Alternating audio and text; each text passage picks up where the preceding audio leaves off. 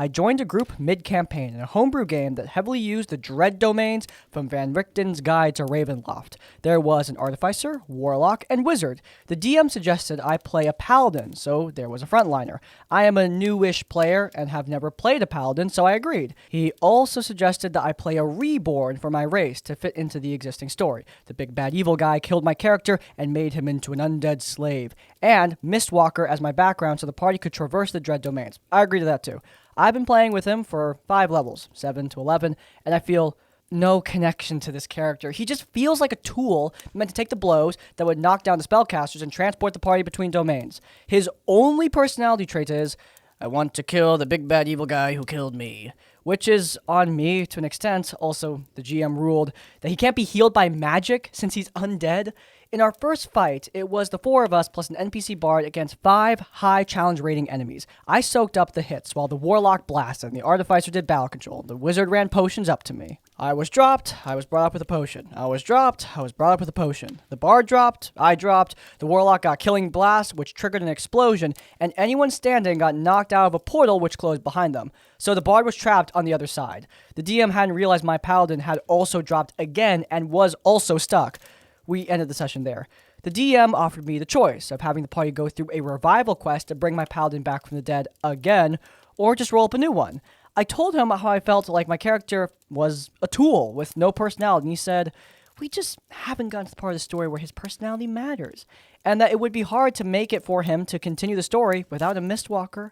Now it feels like there was never any choice in me keeping this character, and I'm being guilt-tripped into sticking with a character I'm not having fun playing. It's not a feeling thing. You are being guilt-tripped and sticking with a character and having fun playing. DMs can't make characters fun for you to play. They can assist, but at the end of the day, it's your character. However, that's the problem. This isn't your character. This is a character you were pushed into playing, and this is why generally, that's not great practice. It's okay to help, but doing everything for somebody can be problematic sometimes, and this is one of those times.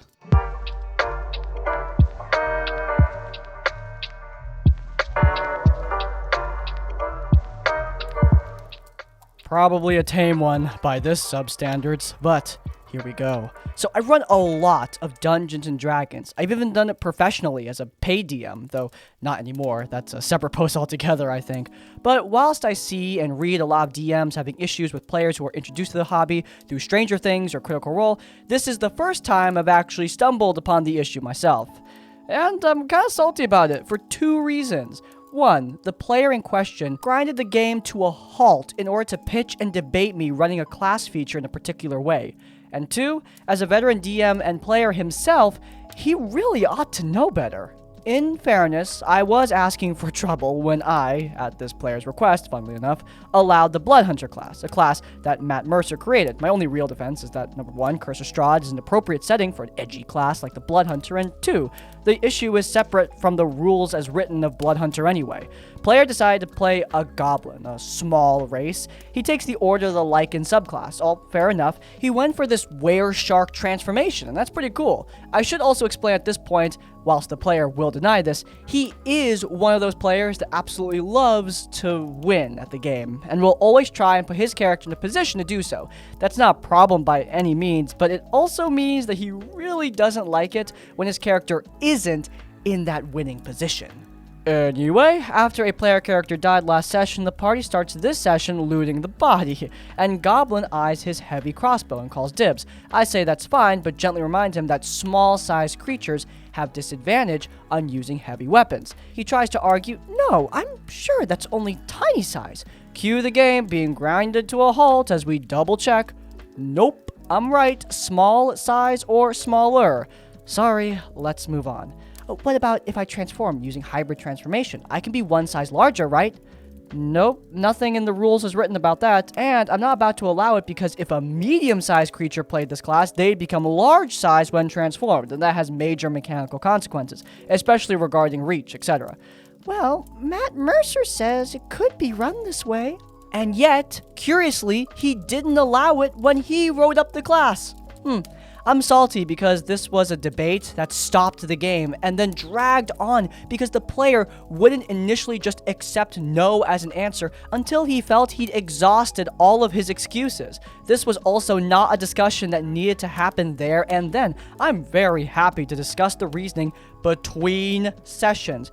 As a PSA to players, if you're trying to butter up your DM into allowing something to be run a particular way, the worst thing you can say is, Matt Mercer says you can, or that's how Matt Mercer does it. Because one thing I was going to allow is for them to be able to breathe underwater in hybrid form. It makes sense for a were shark, despite there not being anything in the rules as written to allow it, but I'm now genuinely worried that that'll be the proverbial inch that becomes the proverbial mile. Oh, well, if you're going to allow that, then reveals long list of demands, including the size growth thing, again. So yeah, nothing group breaking or anything like that. I'm dreading the conversation with him because it's not the first time I've had to address behavior like this, including a moment the session before last actually, where he tried to lie about what I'd said earlier in the session. I was grateful to have other players to back me up on that one. They're great in low-stakes D&D games and campaigns where roleplay rules over mechanics, but more serious games seem to bring out something unpleasant in this person. Now that I think about it, maybe that's the conversation I need to have with them. Everyone runs D&D differently. I run a game with really high-stakes combat, and I know that a lot of people are just not going to enjoy that. Trust me, they'll let me know all the time in the comments. But that's not a big deal, because guess what? Those people aren't playing in my games. My players enjoy the kind of games I run, and that's awesome. This person enjoys low-stakes D&D, and you know what? That's awesome. However, the problem arises when they try to force other games that aren't like the games they like to be games that they like, and that's not how it works. You can adapt to games that are different from your interests, and maybe you find something new that you love, but trying to force something to be more like what you enjoy is just not going to work out for you. Also, this person can't invoke Matt Mercer if they're saying crap that Matt Mercer just straight up didn't say. He designed the Bloodhunter class, he knows how it works, and if it's not rules as written, it's not what Matt Mercer would have said. I've gone on record to say that the Matt Mercer effect discussion is the most overstated thing in the entire D&D community, and I'll continue to say that, but even if it's overstated, it still happens, and it happened here, and yeah, the DM definitely needs to have that conversation.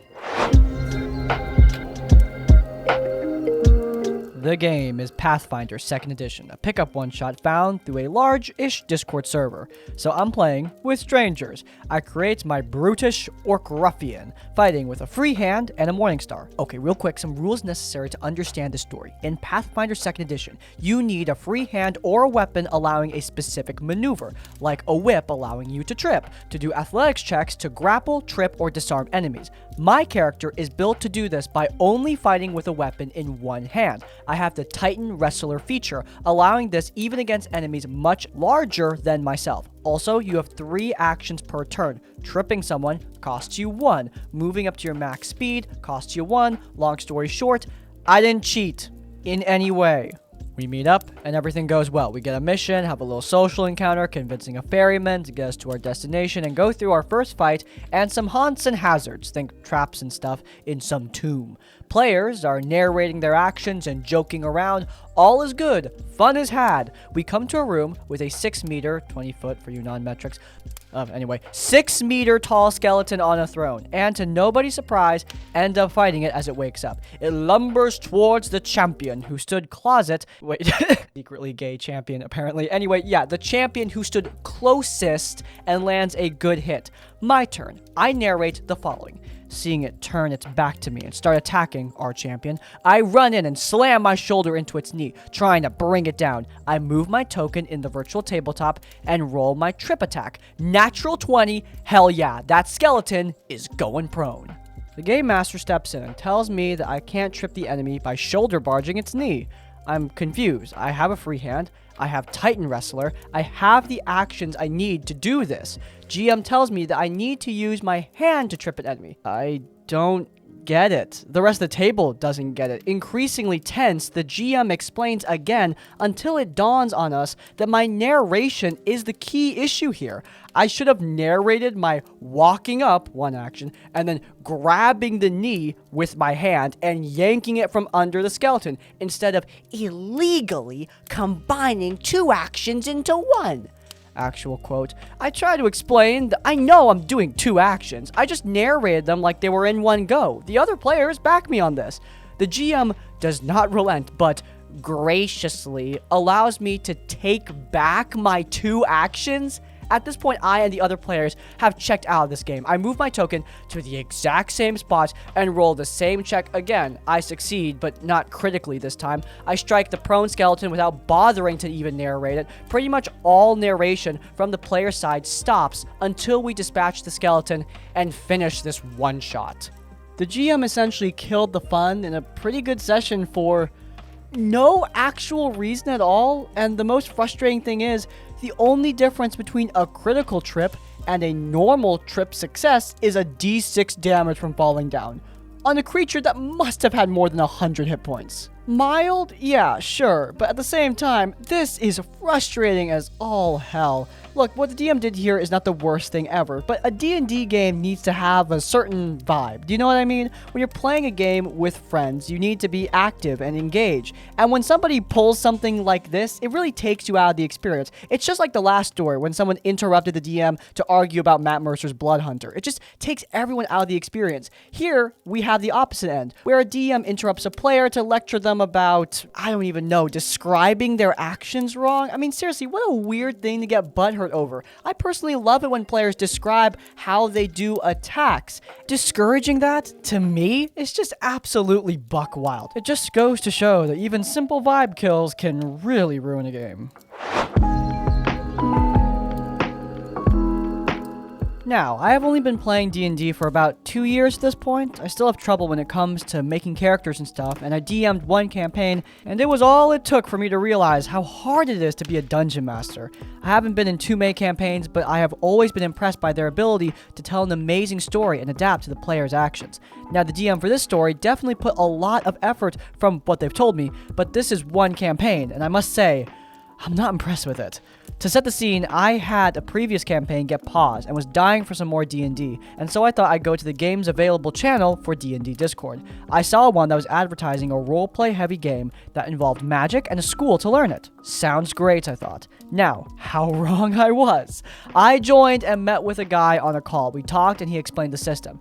Now, maybe others would enjoy it, but I did not. The first part was actually interesting. You got to pick a sort of magic that was your main magic, the special one you came to the school to enhance. I picked music, and after some talking, we decided to do cadence, basically like singing. Now, what I haven't mentioned was this campaign had already started and was going for a while, and they were looking for some new players after some others dropped out. The DM mentioned they dropped out without even telling him. Maybe that should have been a red flag?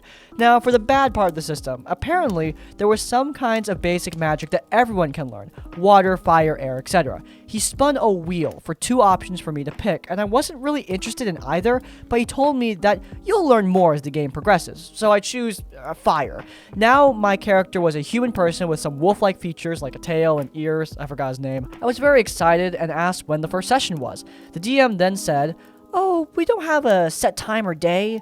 So basically, it could happen at any time. They just shoot you a message out of the blue and ask if you want to play.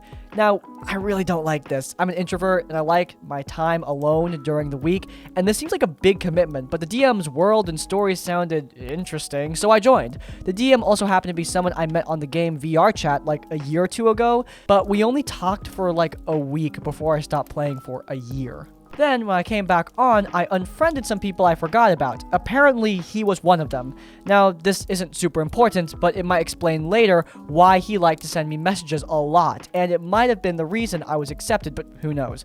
So, I joined the first game, and he starts by saying, in a joking manner, "This is OP, someone who I used to know on VR chat who unfriended me."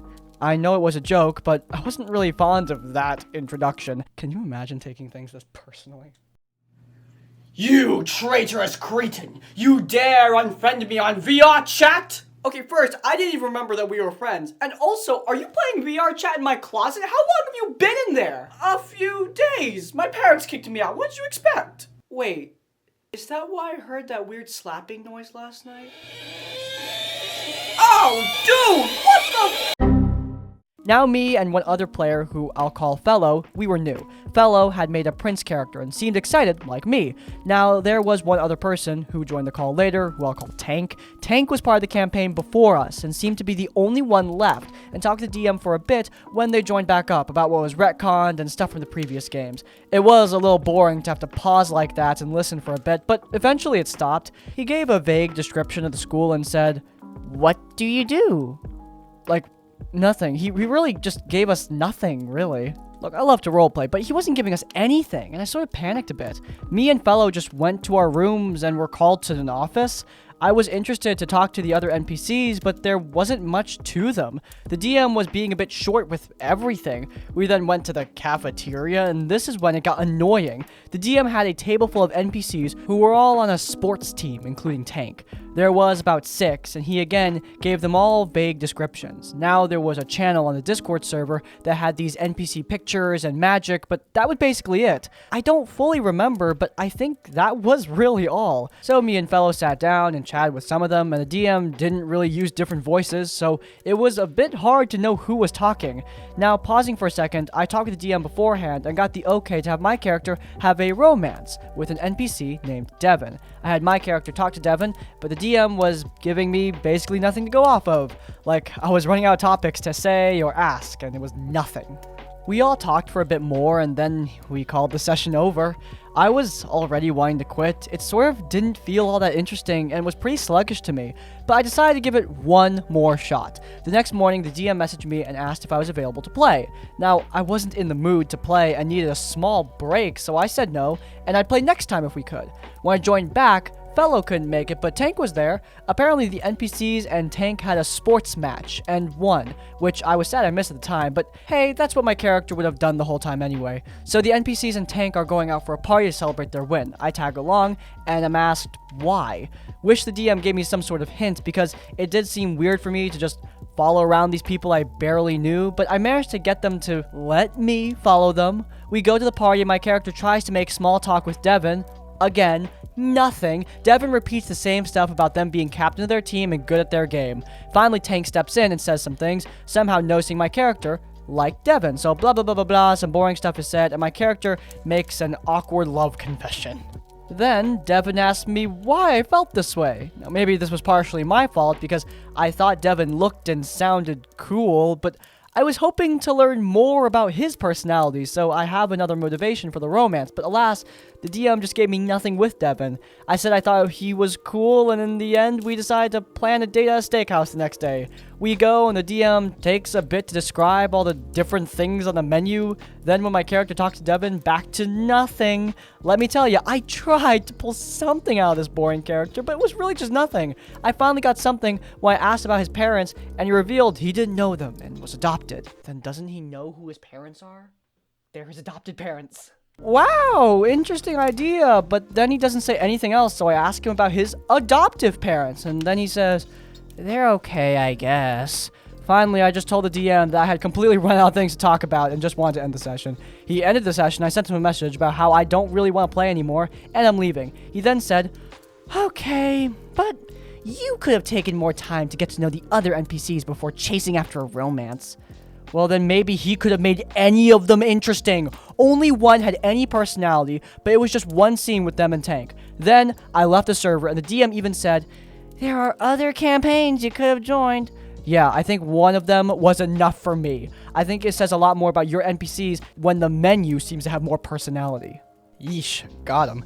Now, to be fair, I was a lot like this guy when I started out DMing. I did not know how to give NPCs personalities, or actually even worse, I didn't want to give NPCs personalities. I was so afraid of turning them into DMPCs that I just made them just laconic blobs. But that is not the way. You can still give NPCs plenty of personality. Just look at someone like Matthew Mercer, who has literally hundreds of extremely colorful NPCs all across his campaigns. I wouldn't exactly call that guy a DMPC-loving, spotlight-stealing DM. However, this guy's problems go beyond that. It's not just boring NPCs, it's boring everything. His premise is cool, but the problem is that just coming up with a good premise doesn't necessarily mean you're a good dungeon master. Just being a good storyteller isn't going to translate into running a game. George R. R. Martin is really talented at writing stories, but he wouldn't necessarily be Matt Colville at the table, right?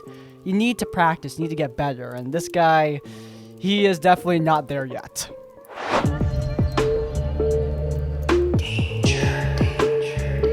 To start, this happened a few years back, and though I'm not really close with the people in this story, we still pass in the same circles. That being said, we were all around the age of 15 to 17, playing in a school-sponsored game club. I was newer to D&D at the time, and this was only my third game ever, but the DM had run the game I played before this one, and I was very happy with how that story ended, and thus was excited to play another.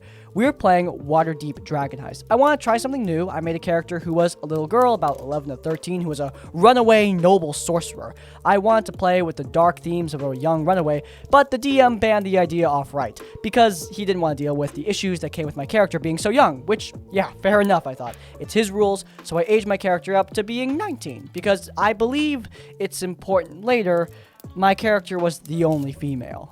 Our characters started off with the classic meet in the tavern arc, and the DM described various situations all of our characters were in before we met each other. We quickly learned that there may be some in-party turmoil because our rogue was a famous thief known as the Ghost of Waterdeep, and our paladin was one of the city guard.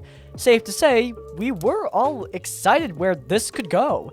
But instead of focusing on a clear point of contention, the DM turned his attention to my character, describing how the bartender was grossly objectifying my character. I voiced out of character that I wasn't really comfortable with that, but the DM insisted that that's just how women like my character would be treated in this place, even going so far to joke about her being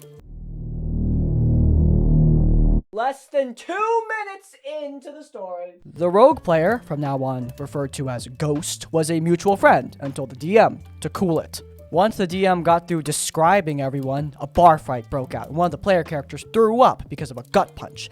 The DM then forced me to make a dex save, which I failed and ended up getting caught in the vomit's crossfire.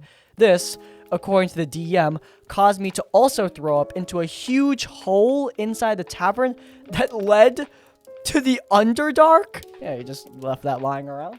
It just so happened that in doing so, I had hit and knocked someone off a ladder, dooming them to fall. The DM then said I had 1 round of combat to get away before police enforcement arrived to execute me for murder? Confused by how this all suddenly played out, I was too stunned to argue and instead tried to play it off with my character's personality and reactions. Ghost, witnessing this all happening, then brought his character to help mine, taking her hand and helping me escape. This began a story arc between mine and Ghost characters that would continue throughout the campaign. There was even a time the DM gave me the choice to run down some stairs or jump out the window to follow a character I was chasing. When I chose the stairs, I was called names for not being ballsy enough to jump out the window, and wanting him to shut up, I retroactively changed my mind to jumping out of the window. He then tried to force me to take damage from jumping out of the window of a 2-story building. It's a window. What did you expect to happen? It wasn't until Ghost and the other players turned against him that he decided to not punish me for the decision he pressured me into. Well, at least not with damage. Instead, my character jumped through the window and into a new building where we were graced with... Nope, nah, hit the outro, just end everything. Okay, I'm back. Disgusted as I was with this behavior, I was too scared to leave the group and risk not being able to play D&D anymore, so as the dumb kid I was, I stayed. The character I was playing eventually died with ghosts during an attempted heist, and suddenly the targeted harassment stopped. At least in-game, I still suffered the DM's bullying, but at least my new character, a male Kenku Bard, was safe for the rest of the game. I'm really glad I started playing D&D post being a dumb teenager. That's probably for the best. No hate on anyone who started at a young age, by the way. No hate at all. It's just like, man, I'm really glad I missed out on situations like this one. Some kids are really messed up, way too edgy, and say some really creepy things, and this seems to be one of those people. I understand that when you're young and dumb, you say and do young and dumb things, but I feel like as a teenager, you have the mental capacity to understand why this kind of stuff is creepy and weird. What the DM was describing here is unacceptable. Even as a teenager, you should understand that this is not okay behavior. It also sucks because teenagers, and let's be honest, most adults are famously socially awkward, and it makes leaving games like this even more weird on you. But rest assured, if you are uncomfortable at the table, bail. Just go. You don't need to stay there. You're not obligated to stay there. Hell, you're not obligated to do anything that you're doing for fun. You play to enjoy yourself, not listen to this guy's weird, creepy Peter the Terrible antics. Alright, and that's going to cap it off for today's episode of RPG Horror Stories. If you guys enjoyed, then please do leave a like. If you want to see more of my content, then you can check out our Q and Play series, where I answer your questions in a rambling, unscripted format while playing some video games. And while you're there in the cards, subscribe to Crispy's Tavern to get more of our content as it comes out. And finally, if you want to leave your own stories or thoughts, go down in the comments down below. If you can't think of a comment, leave the comment. Matt Mercer literally didn't say that, to let me know you made it to the end of the video. And hey, by the way, if you have your own horror stories, you can send them to us. The email is down in the description for a chance to be featured in one of these videos. And that's like, comment, subscribe. I will see you all next time. Farewell.